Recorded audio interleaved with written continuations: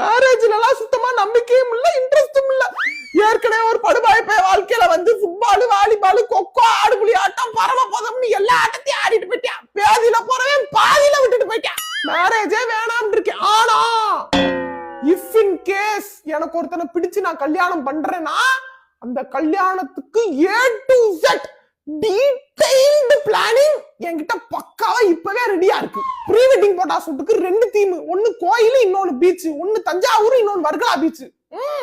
ரிசப்ஷனுக்கு என்ன கலர் லெஹங்கா நான் போடணும், எந்த கடையில வாங்கணும், என் பியான்சிக்கு என்ன கோட் சூட் போடணும், அவர் என்ன ஷூ போடணும், நான் என்ன பிரேஸ்லெட் நெக்லஸ் போடணும் சேவ் பண்ணி வச்சுட்டேன். ரிசப்ஷனுக்கு நான் என்ட்ரி கொடுக்கும்போது 2 பக்கம் புஸ்வான வைக்கணும், ஸ்மோக் பார்ட்ஸ் வைக்கணும், என்ன பாட்டுக்கு என்ட்ரி கொடுக்கணும் எல்லாமே பாத்துட்டேன். கல்யாணத்துக்கு என்ன மாதிரி சேலை, எந்த கலரு, எந்த கடையில வாங்கணும், என்ன மாதிரி மேக்கப், என்ன மாதிரி மெஹந்தி, கால்ல எப்படி மெஹந்தி எல்லாமே நான் பாத்துட்டேன். ஆக்சுவலி கல்யாணத்துக்கு நான் எப்பவோ ரெடி தெரியுமா. பையன் தான் நல்லா பையனா கிடைக்க மாட்டேன்.